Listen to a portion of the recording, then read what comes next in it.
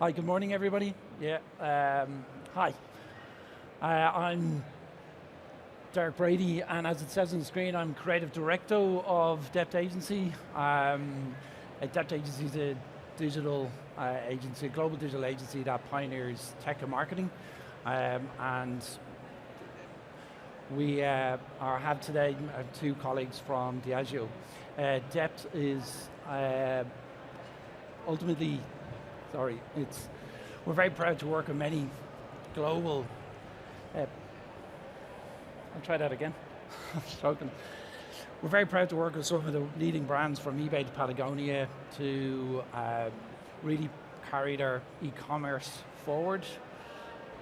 But today I'm super excited to be joined by Diageo to share how we continue to bring their e-commerce experiences ahead and turn really browsers into buyers. I'm going to start with Ami, please. Thanks, Derek. Hi, everyone. My name's Ami Shukla, and I'm the Global Solutions Lead at Diageo for brand experiences and rare luxury. So during my time at Diageo, I've been able to leverage our digital tools to create digital experiences for our consumers. With the last, I'd say about 12 months, focusing specifically within the rare luxury portfolio. Hi everyone, Digital Commerce Lead at Diageo. Since I've been working there, I've been lucky enough to work with our global brands such as Johnnie Walker, Guinness, and our multi-brand sites, thebar.com and Malts, on ranging from projects of redesigning and building our websites to launching digital immersive experiences. So Diageo is a household name, but if on the off chance that anyone isn't familiar with actually Diageo, it's the parent company of many of the world's leading and brand, like alcohol brands across the globe, including Tanqueray, Guinness, Johnnie Walker, etc. Really, Diageo at this moment actually has over 200 brands from nearly sold in 180 countries globally. But only 70% of alcohol buyers purchase online last year. Diageo is really to think outside the box when it comes to acquiring e-commerce customers and to give the audience a reason to buy online. Can I ask the audience again, how many people here have bought alcohol online recently, if it's a show of hands? It's interesting, of course, like that's just goes to show how difficult it is, a job that Diageo have at this moment in time. Considering the tough marketplace it's in. With that in mind, can I please, Ami, can you please explain actually the role of e-commerce in Diageo and what the aims are and what the approach are? Yeah, so e-commerce is definitely a vital channel for Diageo. As we know, in the recent times, consumer behavior has shifted. Our primary aim at Diageo in terms of e-commerce is to not only diversify our sales portfolio, but also have that direct relationship with our consumers. And by doing this, we're empowering our marketing teams to own the brand narrative. So we're telling the story of our brands. And we do this by engaging with our our existing consumers. So we forge those meaningful relationships, we take them on the journey, but then we've got those new consumers that we're acquiring online as well. And we know that the pandemic, as everyone knows, significantly accelerated the need for e-commerce and D2C strategies. So at Diageo, it really encouraged us to push the boundaries with innovation, particularly those at-home experiences. So we leveraged data, search trends, so trying to understand what consumers wanted at that time. And a good example of this is our Guinness NitroSurge product. It launched around the time of the pandemic, and the product itself is to provide a consumer the perfect at-home draft experience. And this resonated very, very well with our consumer base, so much so that we exceeded our sales targets by 5 times in just 9 months. So a very successful product and continues to be. So that success really just opened the doors to more innovation ideas and opportunities, and cemented our way of it's testing and then learning and then scaling our products. And that not only allows us to enhance the consumer's experience, but we're also able to then reach more consumers globally and grow, our products across the markets. So you have a real challenge on your hands. Again, it's with the vast majority of people, as you mentioned, like only 70% purchasing online. How do you compete really against the likes of e-shops, marketplaces, and physical stores? Mel, by chance? That's a good question. So we don't try and directly compete with marketplaces such as Amazon. They meet that speed and convenience need that customers have. And we often find with our customers that are visiting marketplaces, they already know what they want to buy, and we don't want to interrupt that journey. As you said, we really want to grow our online sales channel, and marketplaces are going to be a key avenue for us to do that. We were actually one of the first sellers to launch on the new Tesco marketplace that launched a few months ago, and we just try to provide the best experience we can on those platforms.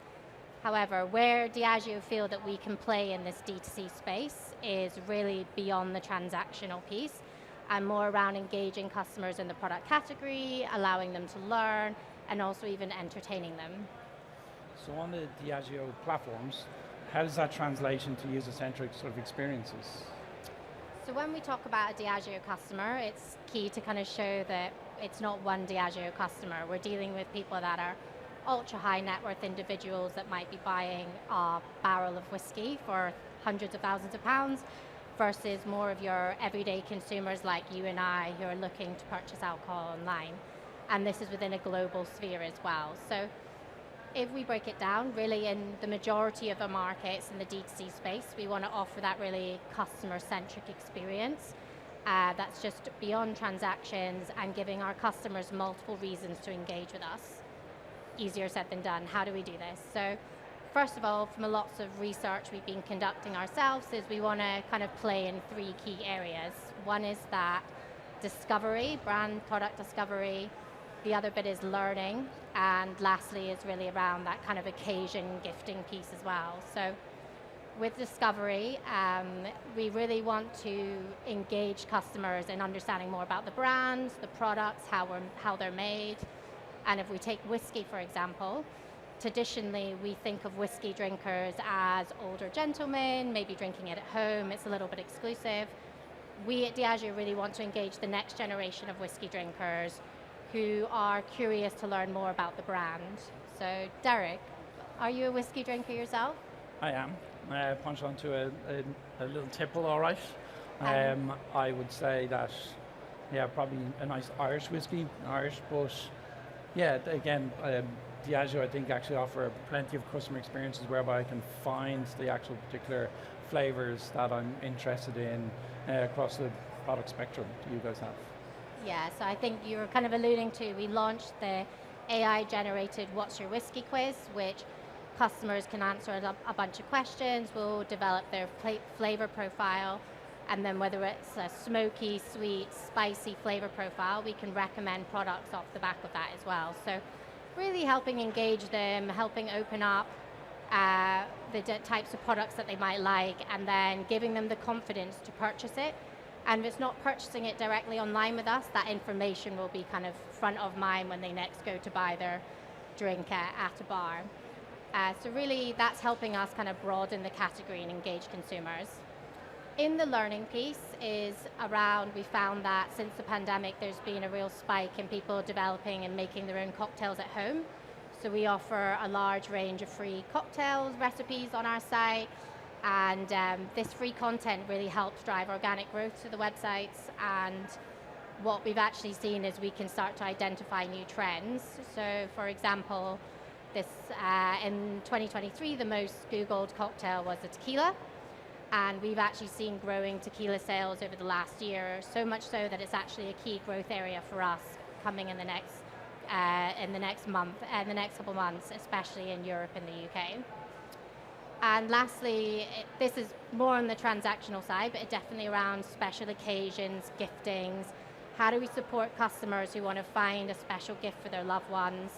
We offer a number of gift finders, albeit personalized gifting options, from labels to engraved bottles to even recording an audio message to send with your gifts. So there's multiple ways that we want to engage customers to keep coming back to the site, and we are using AI to even use like a more hyper-personalized approach with our new brand ambassador on Seedlip, Ellie.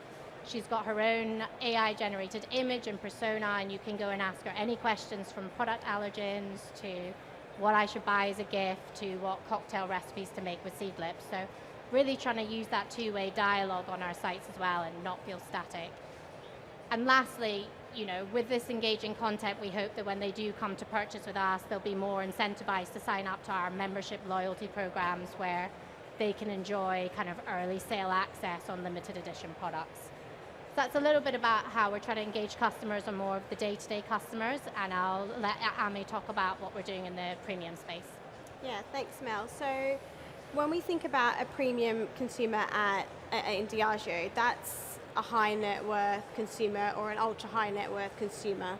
And our premium portfolio, we have campaigns such as the Prima and Ultima campaign, which is essentially a registration process to show interest in buying a range of rare whiskies, which retail for anywhere upwards from 40K. So a very specific consumer group. And whilst we want to offer this consumer group all the great things Mel was just talking about, we want to wrap that in the white glove service as well. And so the way we do this is by combining the online and offline journeys together. So an example of this would be our brand Justerini & Brooks, through which we sell fine wines and rare whiskies. And so we have the e-commerce journey or the online journey for consumers that know what they want. They might be reordering some products to deliver to their door, accessing their account, going to the broking section. There's a really nice, smooth journey there online. The offline part of that, we have a Justerini Brooks store in Burlington Arcade in London, and so we invite consumers to come into store there and engage with our brands face to face. So you might just be learning about fine wine or rare whiskies. We have sales experts there that can talk you through the product. Also, you might want to indulge in a tasting, a sample, a couple of things, and we also have the in-store purchase with the Shopify point of sale set up there. And so that's a really nice way of showcasing our brands holistically, so not taking away from the premium experience that we want our consumer to have, or our premium brand portfolio as well. I find I suppose those luxury customers fascinating, and again, one particular type of customer experience that you guys provide for. Obviously on the flip side of that, we have again the customers who kind of want immediacy, or really customers who want actual convenience. How does Diageo really provide for those customers and their customer experiences?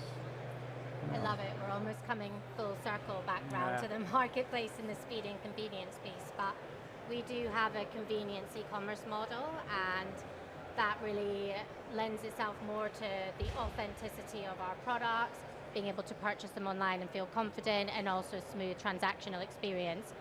A really good example of this is the bar Kenya, where we act more as an on-demand platform. We've signed up approved outlets, and a customer can choose who to purchase from based on their location. They get the product delivered to them within 30 minutes, and they can pay via mobile pay. So this model lends itself really well to our mobile-first landscape.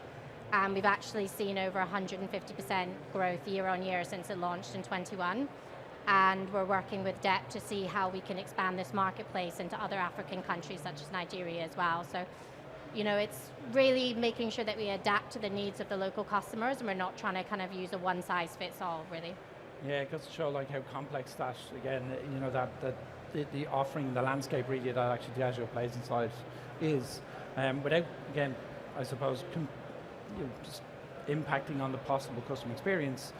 Would you possibly to share that Diageo began really that, experience, building out those customer experiences, and concepting the complexities and the solutions to those? Yeah, absolutely. So definitely our landscape, our digital landscape is large and has become quite complex.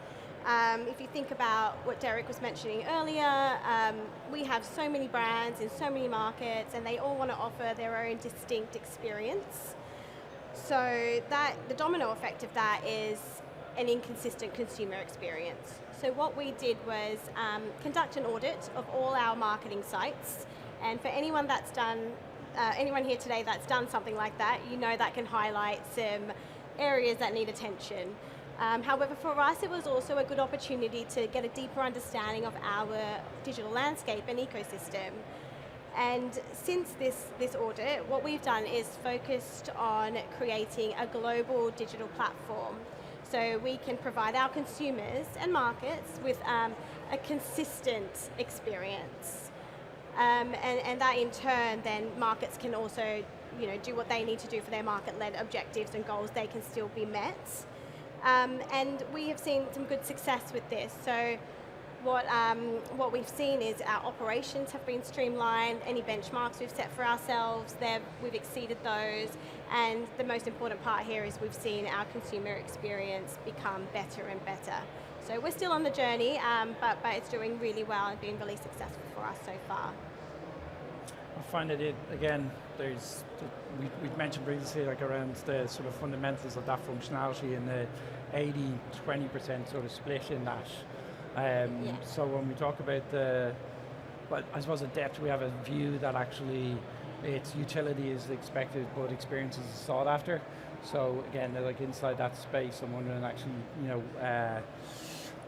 how do you build for that inside that streamlined foundation?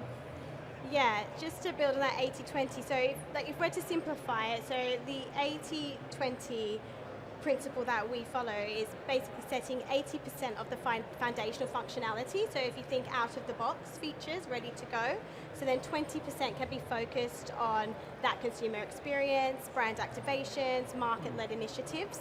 And it really goes back to that point made earlier around marketing teams being able to control their brand narrative. So we're really empowering them to do what they need to do in the market and not take away from that consumer experience. It's again a fascinating area.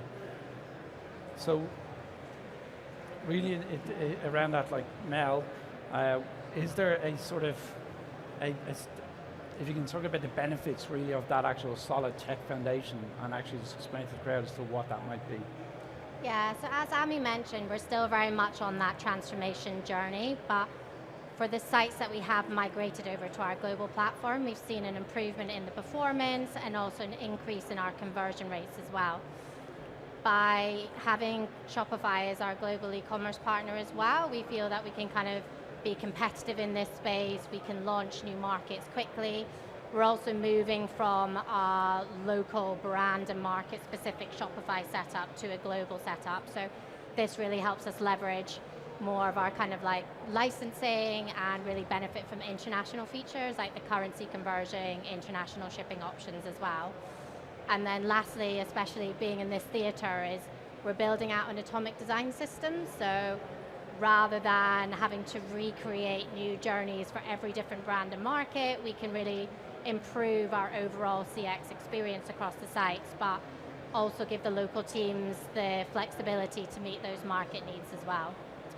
And really just to sum up what Ami and I have been saying, we're really trying to lay the foundation so our brand and marketing teams don't need to worry about the basics, but they can focus on the moments that matter with customers.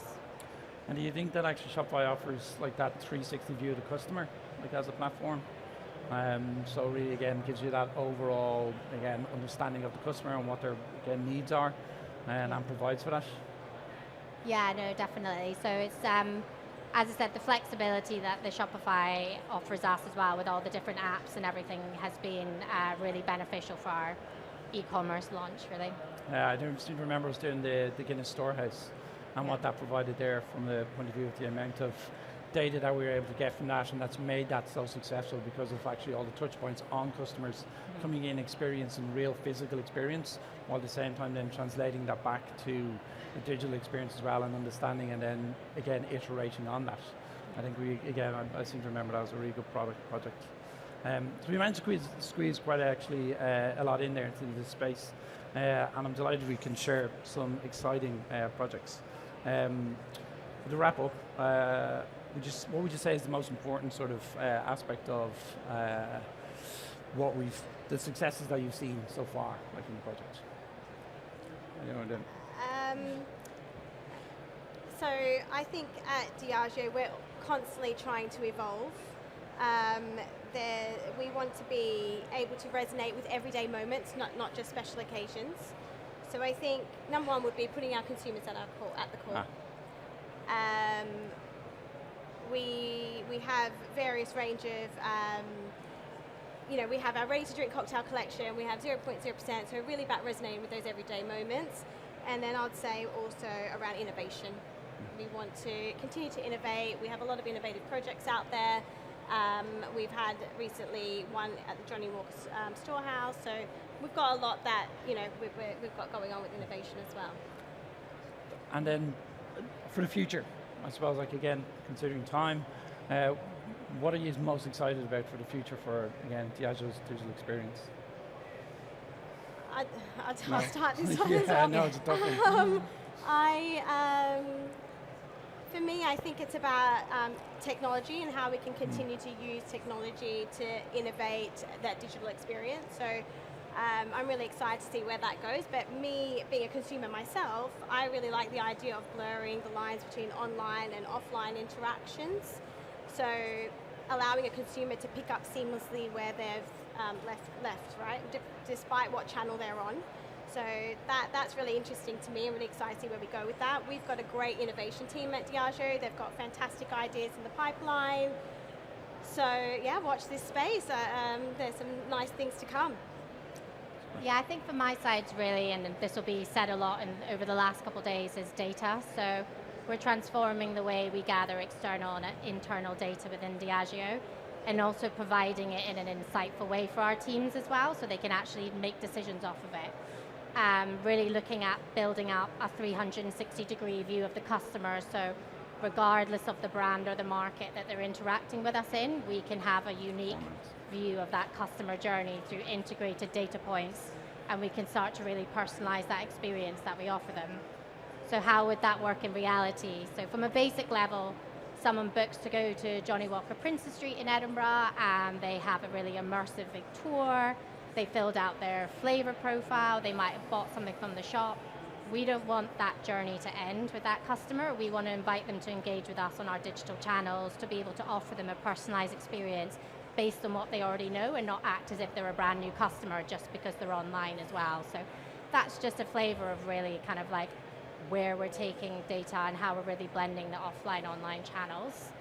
And I guess from a personal level, being pregnant at the moment as well, I'm really enjoying where we're going with the zero alcohol space, and it's nice to be able to enjoy a nice drink even if it's not got alcohol in, so yeah. Thank you. I don't think we have time for any Q&As. No, that's a nod. We will be over in the Shopify stand actually again for anybody who'd like to actually continue this conversation there. Thank you all again for joining this morning.